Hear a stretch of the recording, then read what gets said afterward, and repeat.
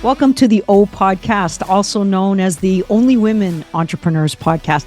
I'm your host, Rosemary Cescolini, a former high school English teacher who turned into a thriving entrepreneur by venturing into the male-dominated field of manufacturing, where I began a woodworking career in our family owned and operated business at Royal Door Limited, which was established in 1975. Here, I personally envisioned, designed, and built custom handcrafted wood doors for thousands of people for over 30 years. Now, I decided to start a new initiative, and that is I Run O. It's an organization dedicated to providing empowerment and direction to young women as they consider alternative professions, from culinary, manufacturing, construction, mining, to everything in between. Here, you'll uncover motivating tales of achievement and priceless perspectives from women who have taken charge of their own lives, cooking up a path for the next generation. Today's guest on the O Podcast is a culinary visionary and dynamic entrepreneur. Her journey from experimenting in her kitchen to creating internationally inspired marinades, her company, YAWDI's, has been marked by innovation, determination, and a deep passion for exploring diverse flavors. Now, our guest is Veneise George, and Veneise, I met her through the Canadian Manufacturers and Exporters Association, of which both our companies are members. Our acquaintance was made possible by Hadass Liederman, and she's a communication manager for the association. So kudos for putting us into connection. So it's with great excitement and pleasure that we welcome Veneise George to the O Podcast. Oh, thank you so much, Rosemary. I love that intro. Well, you're welcome. And it's heartfelt because I want to make sure that every guest feels welcome and they get a good introduction, because I know you work hard and we need to get your name out there, your brand out there, and of course, create support for your amazing product that we're going to find out about. So I always like to begin the podcast by giving the audience a little bit of background information in regards to your education and your work experiences. So who are you, Veneise, and what are you all about? Oh, okay. Well, that's great. I am let me start with my educational background. I'm a York graduate, so I'm a York alum, and I have been in the corporate sphere. I worked corporate before I transitioned to nonprofit. Mm-hmm. So I was in the nonprofit area as well. And from nonprofit, then I went into entrepreneurship. So that's just like a brief little synopsis of my background, educational wise. So just to interrupt. So what degree did you actually get at York? I graduated with a Bachelor of Arts degree as sociology. Mm-hmm. And my goal was to be a social worker. Oh, okay. Yes. That was my goal, was to be a social worker. It didn't pan out when I was at school, because I started a job right out of university at Enterprise Rent-A-Car. Okay. And, I did that for, oh my goodness, for like almost 10 years, I would say. A little bit under 10 years, because I had both of my kids while I was still at Enterprise. And then after my son was born, then I transitioned into the nonprofit sector. And so I eventually went and did what I went to school for, which was social work. So you were involved as a social worker. What aspect? Like, do you want to describe your duties there? I worked in my community, which is Malvern, mm-hmm. and I was a youth manager for a nonprofit agency. So I did that I was a youth manager for like maybe 5-6 years. So I did that for a while. So it was a really good experience to be able mm-hmm. to work in the field that you actually graduate in. Working in nonprofit is so different than corporate. Absolutely. So So different. what's the difference? Because, for our young listeners who might not understand the terms like corporate, Yeah. nonprofit. So what's the difference from working at the enterprise car rental to working for a nonprofit organization with youth? Well, I think the difference for me was that when I started Enterprise, brand new out of school, Mm-hmm. so it was all like-minded people. We all literally just, graduated university or college. So we worked together, and so we were like we're trying to build ourselves and build our careers. When I started at Enterprise, met some really great, amazing people, and some lasting friendships throughout that. So being in corporate, it's literally, you have kind of like kind of a support system. Yes. You have a chain of command, so to speak, that you have to kind of adhere to. Mm-hmm. And then it's just, it's kind of like scripted, so to speak, Well, it's right? structure, right? You got your Yeah. rules, your regulations, and your Regulations. Yes, expectations. Yes, exactly. correct.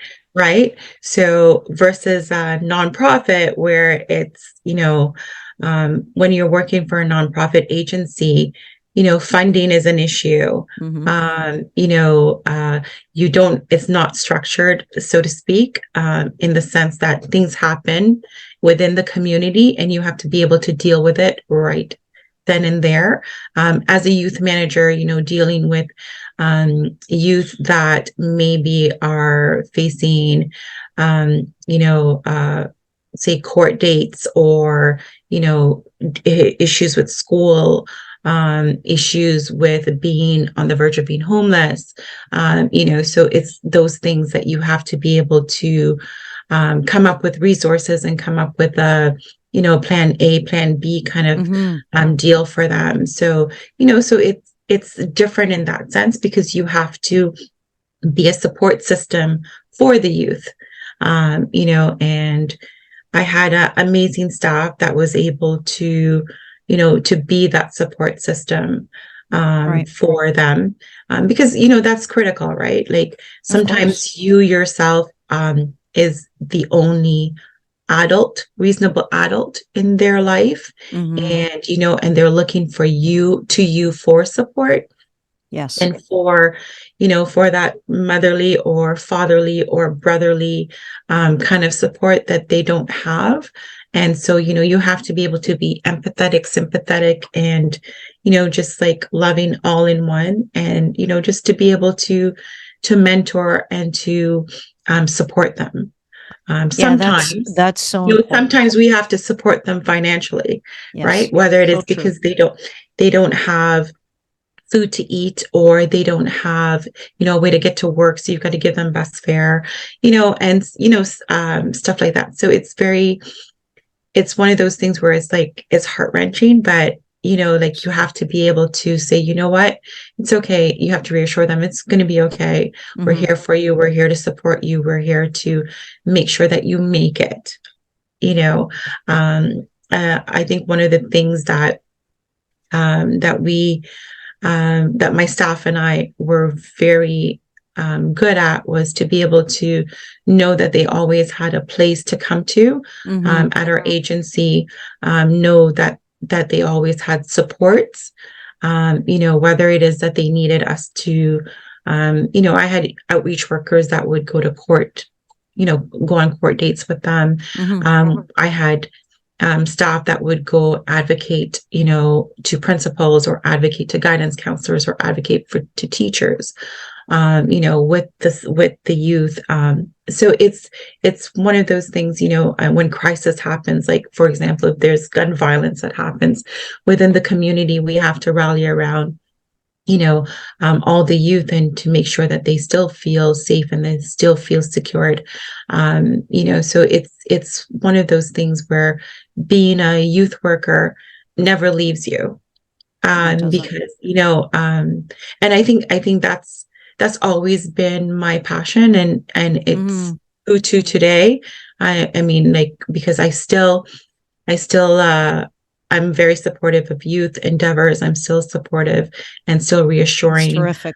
youth that my children know like their friends and stuff like that. So I'm very encouraging and very supportive of them, because sometimes they can't speak to their parents about certain things, That's true. I'm very open-minded.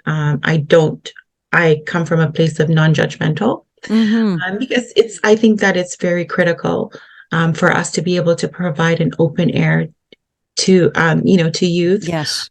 so that they can know that there's a trusting adult that they can turn to, that's not going to, to be like, oh no, you shouldn't be doing this, or no, you shouldn't be doing, but to just listen to them and Mm-hmm. provide them with Absolutely. Yeah. strong advice.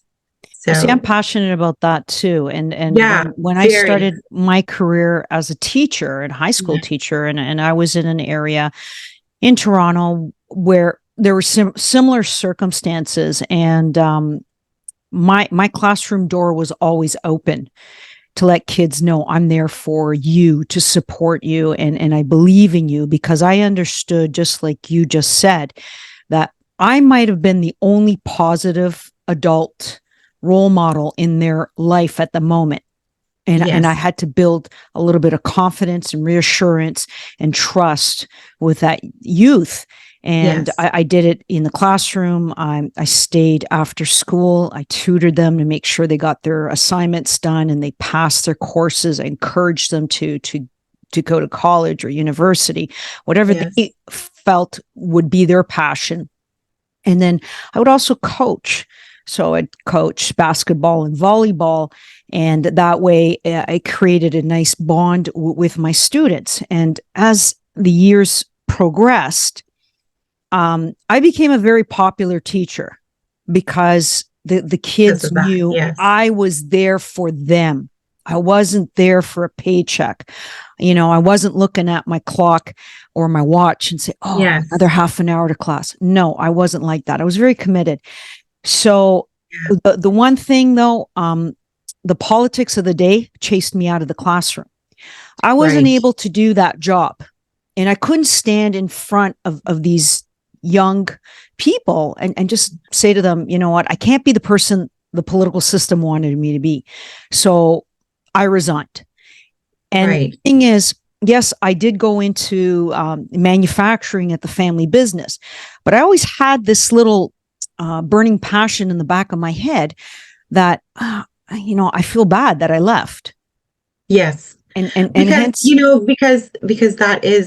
because that's your passion, right? And mm-hmm, then you mm-hmm, found a purpose in it, yes, because you were not only a teacher, you were a coach, you were a mentor, yes, and that always, always stays with you. I mean, to this day, it's in me. I mean, like my my passion is still with kids. I am parent council chair for elementary school. I'm the it's parent council beautiful. chair for high school. I too coach. I coach volleyball at the high school. Wonderful. So, and it's one of those things where Yep. it never leaves you, because you realize the impact that you have, Mm-hmm. just being a positive and Absolutely. strong Yep. adult in their lives, right? Mm-hmm. So it's just amazing that, I still have kids that graduated elementary school, graduated high school, and, in college or university, that remind me how much of an impact I've had on them. Well, you never And forget those role models, yeah, right? They leave an right? impression, and you had them Yeah, when you were growing up, and I was too. yeah. So the thing is, you know why I left the teaching profession. So why did you leave? Working in the social community to become an entrepreneur. So what made you make The that transition transition? piece. Yeah, yeah, I'm curious. Well, I have to tell you, I literally ventured into entrepreneurship while I was still working, to be Mm, quite honest with you. For me, spending time with my children, because of being in that environment, was so important to me. yep. I had a young daughter, and my son was like, when I started in nonprofit, my son was only like 10 months old. So I saw that was happening. And then when my son was in kindergarten, he was the last of the graduating class, the half day class. I don't know if you remember, back then they only had like half day kindergarten classes. And so he was transitioning into full day in grade 1. And so I wanted to spend a little bit more time with my children. My daughter was starting, like she was in ballet, and and she was doing gymnastics and all kind of extracurriculars, and we just started my son too in extracurriculars. And so I was always on the road all the time, and and the first thing that they see is like the golden arches.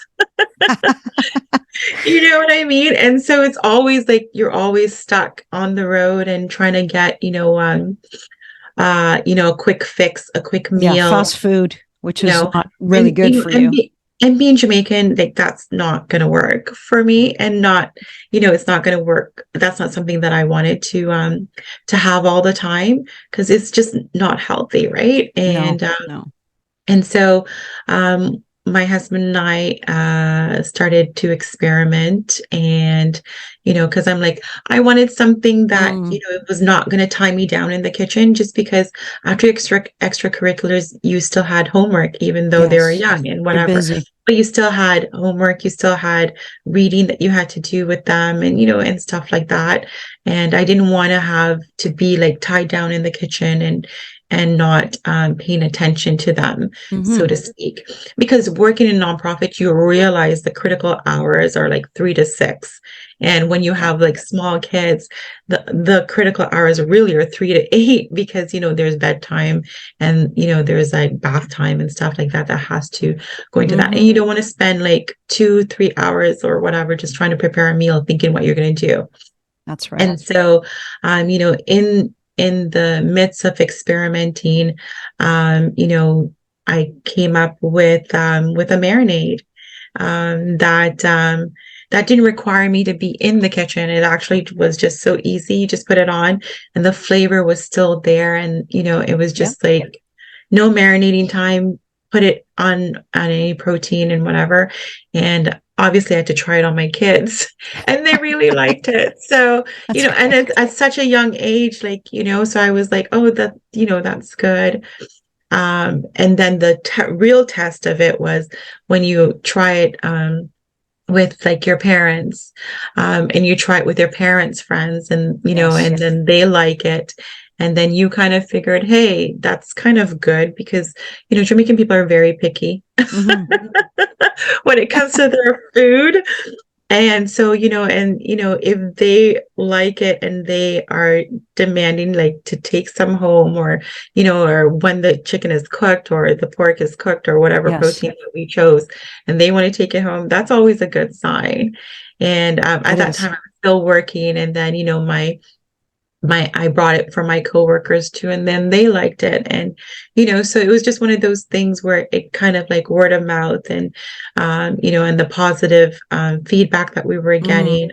So it was kind of good. And then, when you have to take it out and put in like little jars, and so that others can try it or demand it, so it was one of those things where it's like, okay, but I was never thinking of, going anywhere with it.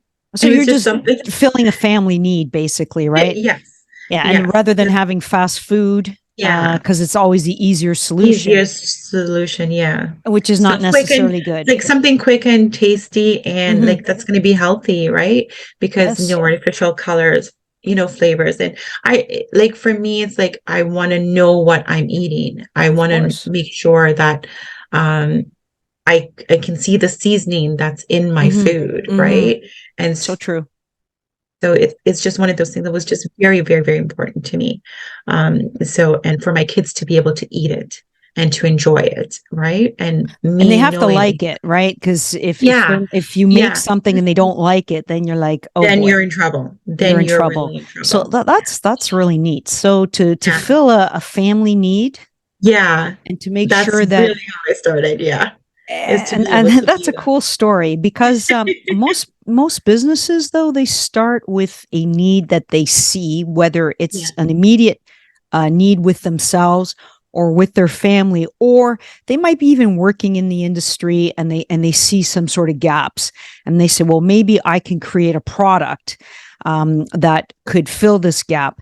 And the one thing that is very interesting about this interview, and the reason why I wanted to connect with you, was the fact that a lot of people don't think of manufacturing and food.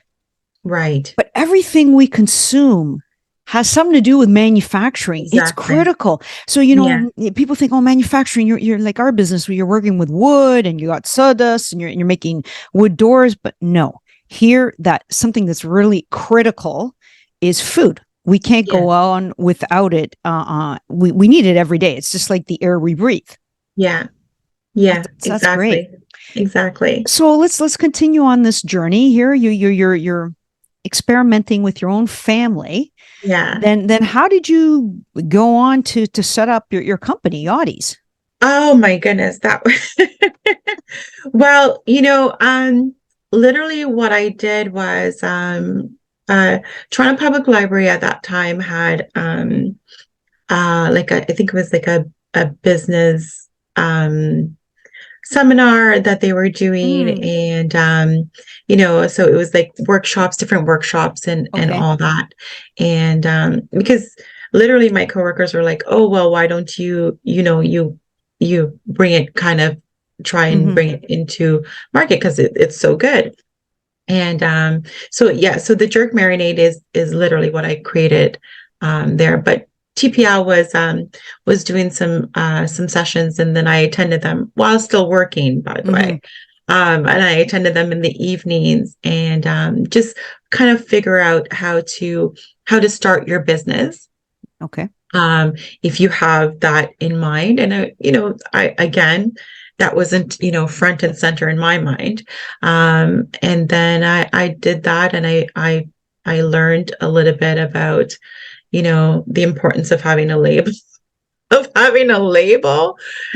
nutritional facts, right? And and then the whole trying to bring your product to market and just the hurdles. And I was like, wow, this is a lot of work. So you learned this through a library program? Yeah, way back when. And that's great. It was a free resource. Yeah. It was. So audience, you know what? Check out your local library. Yeah, exactly. They might have some really useful tips on starting a business. That's incredible. Yeah. Because when I started, it was just I didn't have the support system that most entrepreneurs have right now. Yes. So I think that the industry has grown a bit. I mean, there's still gaps and stuff, but when I started, it was just literally, the libraries was important back then. So what year did you get started? I have been doing this since, I would say, maybe 2012, 2013. 2012. Yeah. So it's been a long journey. Because you realize that R&D is a thing, research and development is a thing, and then research and development happens and starts in your kitchen. But then how do you take it out of your kitchen? Yes. Put it into a jar that you can sell, right? So it's a process. It's a long process. And as I said, when I started, it wasn't, I didn't have access to resources that most food entrepreneurs have today. So it was one of those, my husband fact find, I had to fact find, so it was a lot of R&D, as I like to say, because all that goes into your R&D, right? How it's not just creating a recipe, but it's also finding the facility that's going to do it for you. Experimenting with your recipe, commercializing your recipe, so to speak, and and all that stuff. So it takes a lot of work. Yeah, we're going back to an era when the internet wasn't so informative. Yeah. So a lot of things, it was starting up back then, but you still had to go to a library and probably do a research and look in maybe cookbooks or recipe books. And you physically had to figure these things out, and then like you said, trial and error. An error, yeah, Yeah.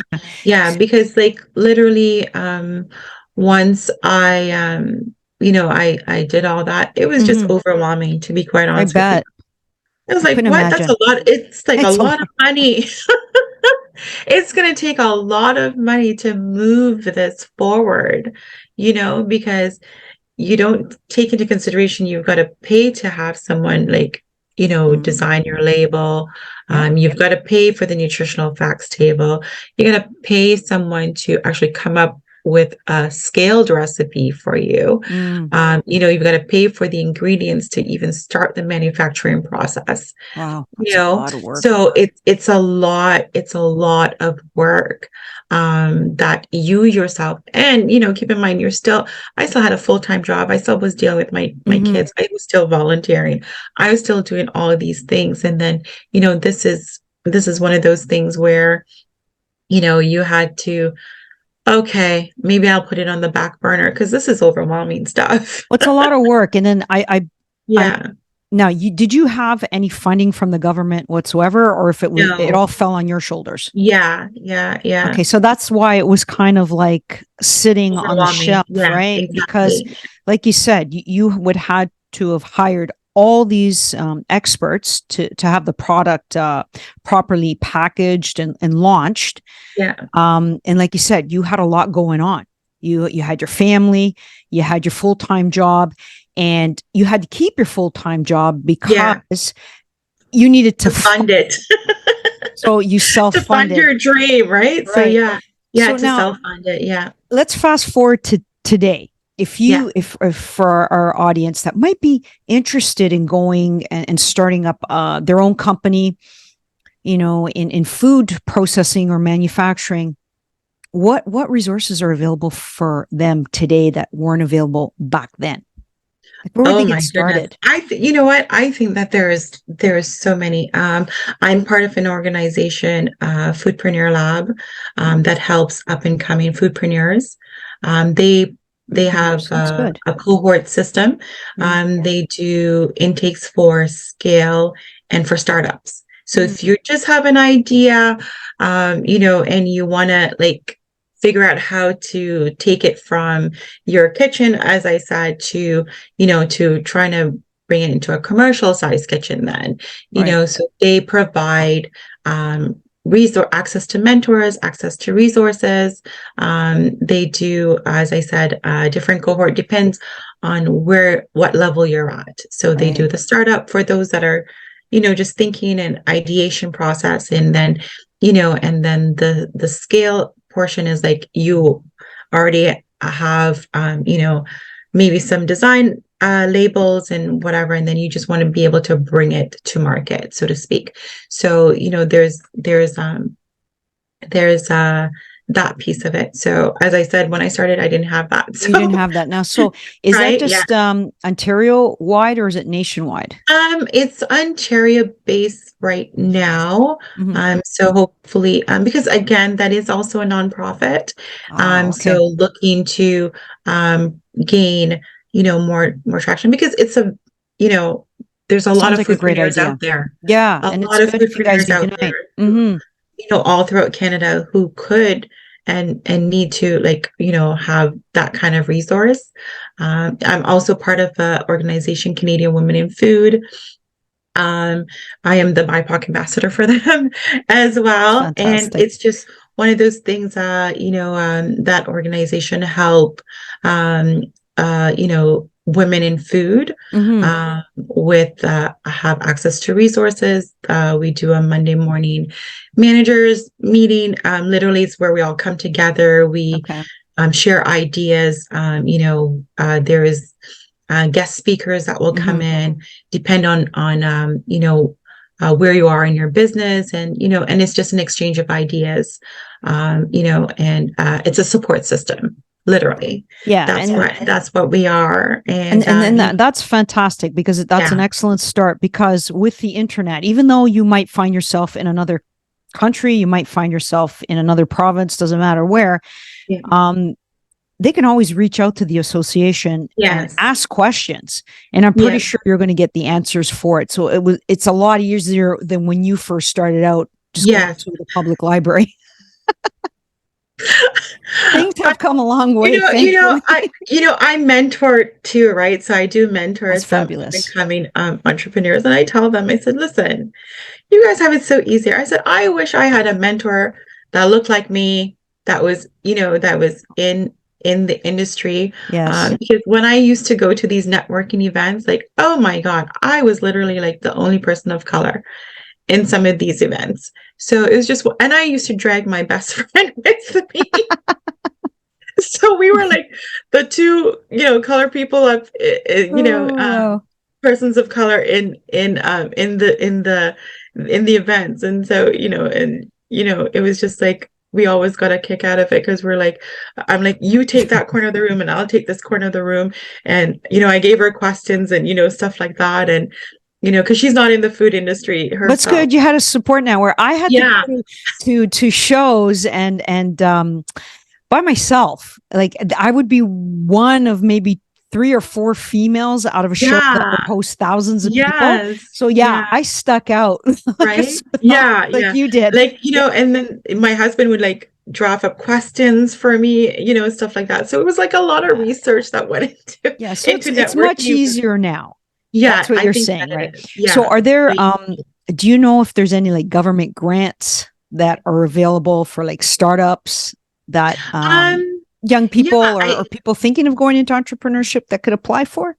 There is I don't have the website handy, but there is a list. Like City of Toronto does funding for women owners. There is they do a stream that's like access to $5,000. Terrific. Good so seed money. It's some good money. If you go into get connected with OMAFRA sends out a newsletter, and then through OMAFRA, they put out grants that you can apply for. So there is a lot of that. Again, you just have to Google and do and search. So I'm not familiar with OMAFRA. So what does that stand for? Is it an acronym? It's an acronym. Oh my goodness. Ontario Ministry of Agriculture, Food. I think it's Food and Rural. Oh my goodness. I'm so bad with that. All right. But it has to do. But what is it? So Ontario Food and Agriculture. MAFRA. Yeah. Ministry of Agriculture, Food and Rural Affairs. Okay. There. That's what it is, right? So it's a government agency that probably have that's very helpful. Thank you so much for finding that. So and there are also wealth of knowledge as well. MAFRA has been very supportive of myself and and my business. So they're just amazing. They're an amazing resource for you as well. So yeah. Those are great resources with a networking, possible sponsorship for new startups. In terms of education, would you advise if they need some sort of like college courses or maybe work experience to start up entrepreneurship in the food industry? What's your opinion on that? Nothing can prepare you. Just dive in, right? Just like, I always say, being an entrepreneur is not for the weak of heart. Yeah. There's so many obstacles. There's so many, hands-on, you're thrown into the lion's den, so to speak, but, if there's an entrepreneurship class, by all means, venture into that. I think in the high school, they do have entrepreneurship class because I've done workshops for an entrepreneurship class. Nice. And then, there's DECA. I think DECA is like a business kind of club thing that they have in school. So, I think that if you want to be an entrepreneur, and if that's something that you want to do, not necessarily in food, but just entrepreneurship in general, then you kind of, I I guess, would be more hands-on into it, Right. because you already are, probably crocheting or knitting or, and selling or doing nails and, with your friends and stuff like that, so there's different methods of it. And some people are already, young people are already doing it because they're doing their friends' nails, or they're doing their friends' hairs, or, stuff like that. And, and they're already venturing into entrepreneurship, but they just don't know it. Yes. Right. That's so true. And so when it comes time for them to go into post-secondary, and, and they're going in the traditional route of saying, oh, I'm going to go into business, or I'm going to do this. And then they realize, well, I don't really want to do this. Maybe I love doing cosmetology, so maybe I'll just go into that. And because then right then and there, once I'm finished, I can just, get paid. So it's, I think now it's changed a lot. When I was going into school, for us, it was college and university. There was nothing about trades or anything of the sort. Exactly. So I think now starting to bring back trades into the West End is just great, because trades, skilled workers,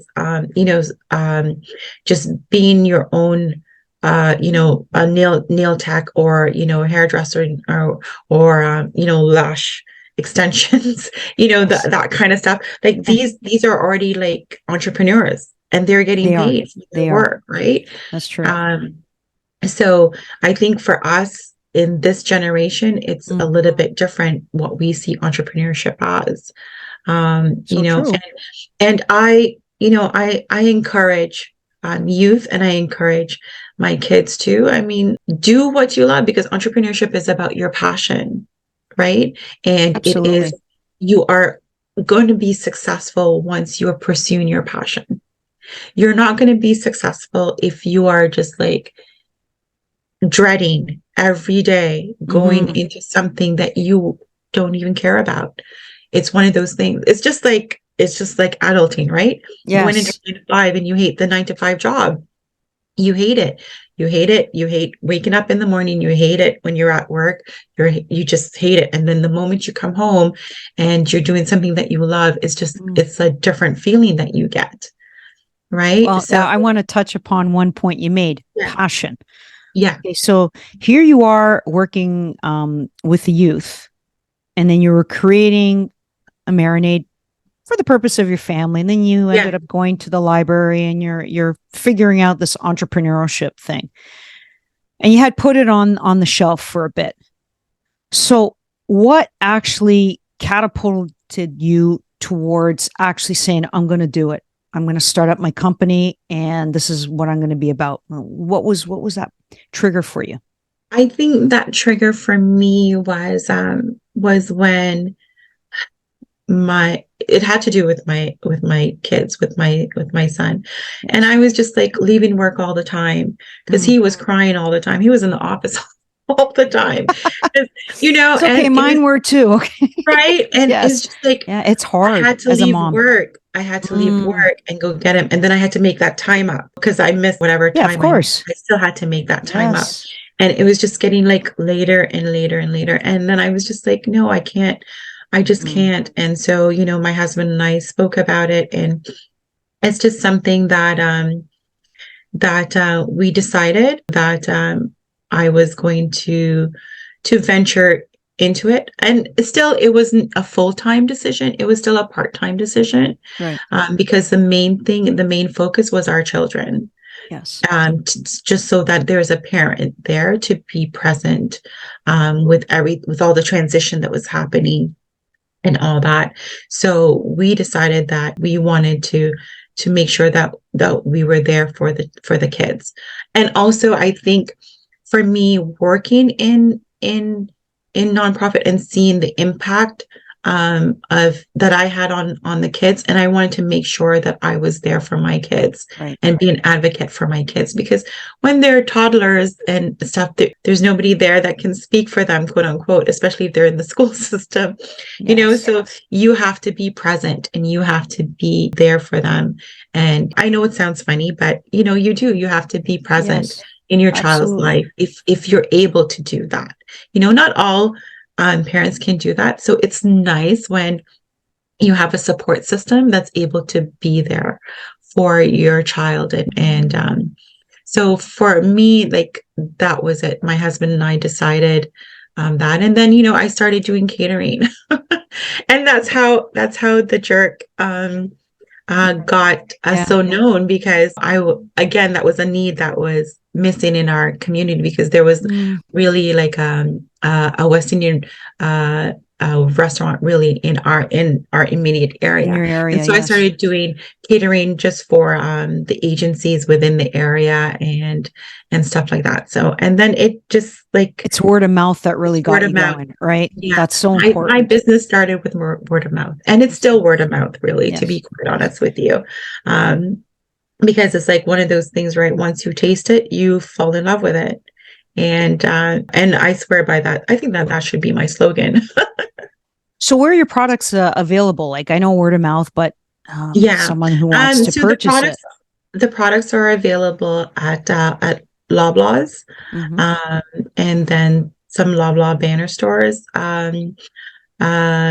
Fortino's, Zehrs. It's also available in Sobeys and Foodlands. Okay. Um, yeah, and so So, we've so just you're Canadian based, and is it I just am Ontario, or have you branched out towards the rest of Ontario. No, just Ontario? Ontario right Any now. plans for expansion? Oh yes, there's always plans for expansion. Because online, like, I get orders from across Canada. I get orders from the States as well. So it's one of those things. So you're And able to fulfill those to orders. fulfill those orders, That's yeah. fantastic. So it's one of those things where that's ultimately your business dream, is to be able to be Of course. widely available, right? Yes. Yes. And through through those areas, like through the retail, it's great that I'm able to do that. But I go and I still do my own demos in Mm. stores, because I love it, because then you get instant gratification, so to speak, in the fact that you get instant feedback. And Right. That's critical. that's why I love doing demos. And I do my Mm. own deliveries. I do. I'm crazy, I know, but I do, because you know why? Because I want to see who's ordering my products, and then I want Yeah. to be able to, to thank them personally for their support, because that's important to me. Uh, Yes. Yes. um, I stand by my product. Hmm. I stand by, you know, um, just to make sure that everyone knows who the owner is, and you're dealing. I'm not a perfect person, but I try to help and answer questions as best as I can, uh, Yes. because I think that that's important. They need to know who owns the Mm. product. They need to know who the face behind the product is, right? And I think that Yes. that's very important. Well, what you uh, just mentioned, all those points are yes, key elements of a successful business because when Veneise is the face behind Yachties, and you yeah, take the time to go and thank your customer base, that human connection means so much. And that's one thing our youth is unfortunately they're not being exposed enough to those experiences because everyone thinks, okay, it's like Amazon. I'm just going to order the product. Someone's going to receive it on the computer, and boom, I have it delivered. But a lot of businesses are successful simply because they have that human touch, that human element, and I really believe that we're starting to get back to that kind of mentality where I want to go into a restaurant and meet people as opposed to having it delivered to my door. yeah, I want to be able to, like, if you're doing a product tasting at Loblaws or Fortino's, that I get to meet you and I could say, you know what, I kind of like your mustard marinade because it has some sort of ingredient. So what exactly do you have in there? And you start discussing the ingredients yeah, and you get the client excited. And in the meantime, somebody might be just walking by, listening to the conversation. What's going on here? So you yeah, pique interest, and that's how you grow yeah, a bigger exactly. customer base. Exactly. I mean, because when I tell them, I said, the jerk requires no marinating time. Literally pick up your protein, Yeah, I love that. add this on, put it in your air fryer, put it in the oven, and you're good to go. They're like, what? I said, yeah, you don't need anything else. Yeah, All the ingredients is in one jar.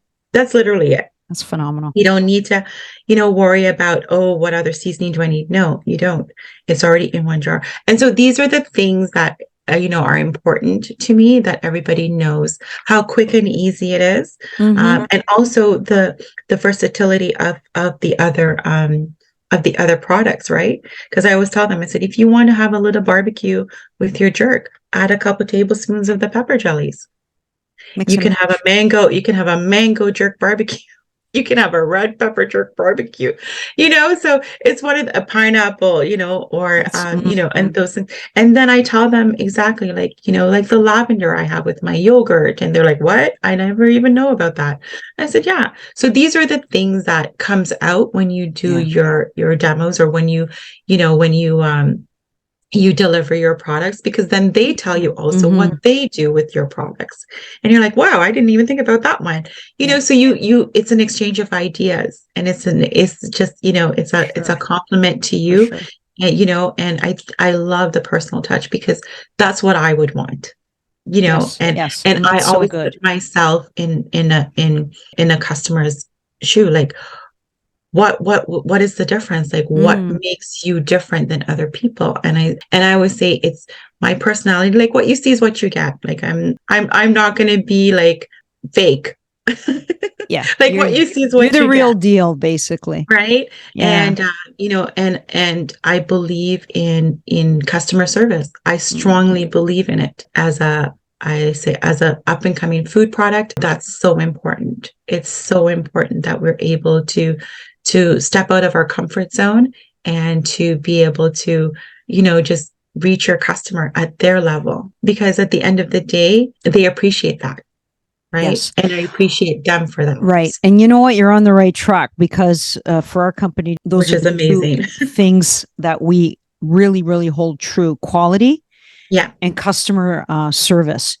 Yeah. You have that, people are going to keep coming back. Right. And that's important to take note for anybody listening. You got to be in the present moment for your client. And if there's a concern, or there's a question, you're able to answer it to their satisfaction. You've created a customer loyalty, and they'll actually promote your product. They're the best source of advertising. It's word of mouth, like you said.